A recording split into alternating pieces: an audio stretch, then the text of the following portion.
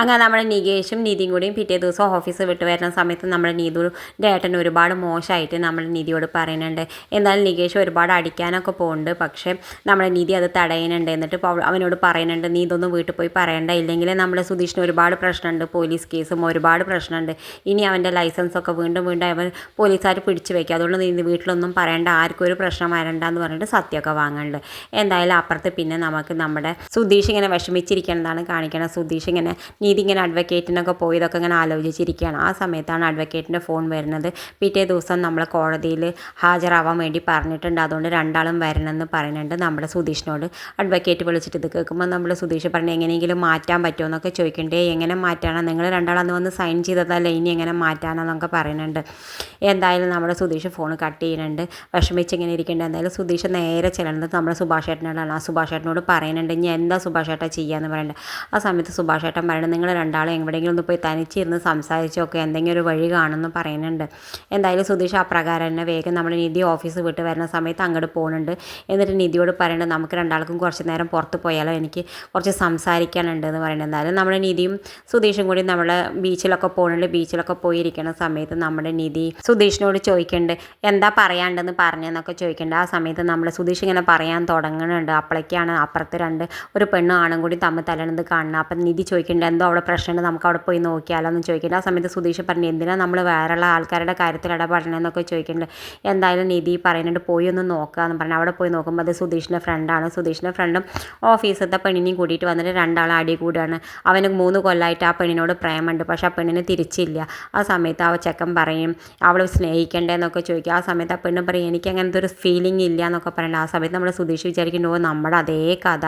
ആ സമയത്ത് നമ്മുടെ നിധി പറയുന്നുണ്ട്, അവൾക്ക് ഇഷ്ടമില്ലെങ്കിൽ എങ്ങനെ, അവൾ നിങ്ങളൊരു ഫ്രണ്ടായിട്ടാണ് കാണണമെന്നല്ലേ പറഞ്ഞാൽ വിട്ട് കൊടുത്തൂടെ എന്നൊക്കെ പറയുന്നുണ്ട്. അവസാനം സുധീഷ് പറയുന്നുണ്ട്, എന്നാൽ അവൾക്ക് എന്തെങ്കിലും സ്നേഹം വരുമ്പോൾ അപ്പം നോക്കാമെന്ന് പറഞ്ഞ് രണ്ടാളെയും പിരിച്ചു വിടുന്നുണ്ട്. ആ സമയത്ത് പിന്നെ സുധീഷ് വിചാരിക്കുന്നുണ്ട്, ഞാനിപ്പോൾ തന്നെ പറഞ്ഞ ഇവള് തന്നെ പറയുള്ളൂ, ഞാനൊരു ഫ്രണ്ടായിട്ടേ കരുതിയിട്ടുള്ളൂ എന്നൊക്കെ പറയും, അതുകൊണ്ട് ഇപ്പോൾ തൽക്കാലം ഞാൻ ഒന്നും പറയില്ല വിചാരിച്ച് വീട്ടിലേക്ക് പോകുന്നുണ്ട്. വീട്ടിലേക്ക് പോയിരിക്കുന്ന സമയത്ത് നമ്മുടെ സുഭാഷ് ഏട്ടൻ ചോദിക്കുന്നുണ്ട്, നീ പറയാനുള്ളതൊക്കെ പറഞ്ഞോ. ഇല്ല സുഭാഷ് ഏട്ടൻ, എനിക്ക് പറയാൻ പറ്റിയിട്ടില്ല പറയുന്നുണ്ട്. ആ സമയത്ത് നിധി പറയുന്നുണ്ട്, ഞങ്ങൾ രണ്ടാളും ബീച്ചിൽ പോയി, പക്ഷേ സുധീഷിനെ എനിക്ക് കോടതിയിൽ കയറാനുള്ള വിഷമമുണ്ട്, അത് മാറ്റാൻ വേണ്ടിയിട്ട് ബീച്ചിൽ കൊണ്ടുപോയതാണെന്നൊക്കെ പറഞ്ഞിട്ട് നമ്മുടെ നിധി ഉള്ളിൽ പോകുന്നുണ്ട്. എന്തായാലും നമ്മൾ ഹരീഷ് സുധീഷിനോട് പറയുന്നുണ്ട്, പോട്ടടാ എന്തെങ്കിലുമൊക്കെ വഴി ഉണ്ടാവും എന്ന് പറഞ്ഞിട്ട് ഉള്ളിൽ പോകുന്നുണ്ട്. പിന്നെ കാണിക്കുന്നത് നമ്മുടെ പിറ്റേ ദിവസം കോടതിയിൽ പോകാൻ നമ്മുടെ നിധി ഒരുങ്ങുന്നുണ്ട്. ആ സമയത്ത് നമ്മുടെ സുഭാഷ് ഏട്ടൻ ചോദിക്കുന്നുണ്ട്, മോളെ നിങ്ങൾ രണ്ടാളും ഒന്നിച്ച് ജീവിച്ചുകൂടെ, ഇതൊന്നും ഒഴിവായിക്കൂടെ എന്നൊക്കെ ചോദിക്കുന്നുണ്ട്. ആ സമയത്ത് നമ്മുടെ നിധി പറയുന്നുണ്ട് സുഭാഷ് ഏട്ടനോട്, സുഭാഷ് ഏട്ടൻ എനിക്ക് സുധീഷിനെ ഇഷ്ടമാണ്, പക്ഷെ നിങ്ങൾ കരുതുന്ന പോലെയുള്ള ഒരു ഇഷ്ടമല്ല, എനിക്കൊരു ഫ്രണ്ടായിട്ട് അയാളെ നല്ല ഇഷ്ടമാണ്, അത് നിങ്ങൾ വിചാരിക്കണ പോലെ പ്രേമൊന്നുമില്ല എന്നൊക്കെ പറയുന്നതൊക്കെ നമ്മുടെ സുധീഷ് പുറത്തു നിന്ന് കേട്ടിട്ട് വിഷമിക്കുന്നുണ്ട്. എന്തായാലും എന്നിട്ട് സുധീഷ് വന്നിട്ട് ഉള്ളിൽ പോന്നിട്ട് പറയുന്നത്, നമുക്ക് പോവല്ലേ നിധി ചോദിച്ചിട്ട് രണ്ടാൾ അഡ്വക്കേറ്റ് പോകുന്നുണ്ട്. അഡ്വക്കേറ്റിൻ്റെ അടുത്ത് പോയിട്ട് നമ്മളെ കോടതിയിൽ ഹാജരാവുന്നുണ്ട്. കോടതിയിൽ ഹാജരായിട്ട് അവർ പറയേണ്ടത് കൗൺസിലിങ്ങിന് ഇരിക്കാൻ പറയേണ്ടത്. കൗൺസിലിംഗ് ഇരിക്കുന്ന സമയത്ത് അവരുടെ അടുത്ത് മാഡം പറയുന്നുണ്ട്, നിങ്ങൾക്ക് ഒന്നും കൂടി ആലോചിച്ചുകൂടെ എന്നൊക്കെ ചോദിക്കുന്നുണ്ട്.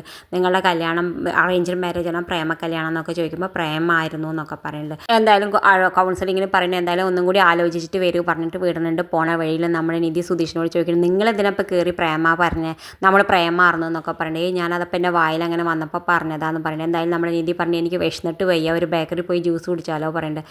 എന്തായാലും അവർ ബേക്കറി പോയിട്ട് ജ്യൂസ് കുടിക്കുന്ന സമയത്ത് നമ്മുടെ പപ്സൊക്കെ കഴിക്കുന്ന സമയത്ത് നമ്മുടെ സുധീഷിൻ്റെ വായിൽ കുറച്ച് പപ്സ് ഒട്ടിപ്പിടിക്കുന്നുണ്ട്. അപ്പം നിധി പറയുന്നുണ്ട്, നോക്കുക അവിടെയൊക്കെ പപ്സ് ഒട്ടിപ്പിടിച്ച് തട്ടിക്കളയും എന്നൊക്കെ പറയുന്നുണ്ട്. എവിടെയെന്ന് പറയുമ്പോൾ നിധി ടിഷ്യൂ പേപ്പർ കൊണ്ട് തുടച്ച് കൊടുക്കുന്നുണ്ട്.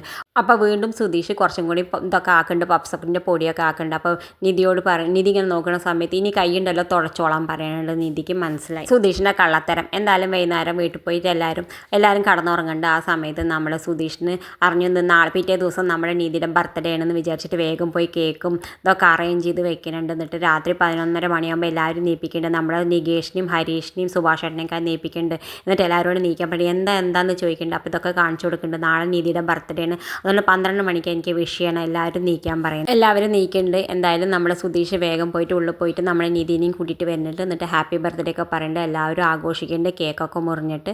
എന്തായാലും താഴെ ഒരു കേക്ക് വെക്കുന്നുണ്ട്, അത് ഭാസ്കരൻ വന്ന് ചവിട്ടുണ്ട്. ഇതുപോലുള്ള പ്രൊമോ വിശേഷങ്ങൾ നിങ്ങളുടെ മുന്നിൽ എളുപ്പത്തിൽ എത്താൻ ഈ ചാനൽ ഒന്ന് സബ്സ്ക്രൈബ് ചെയ്യാൻ മറക്കരുത്.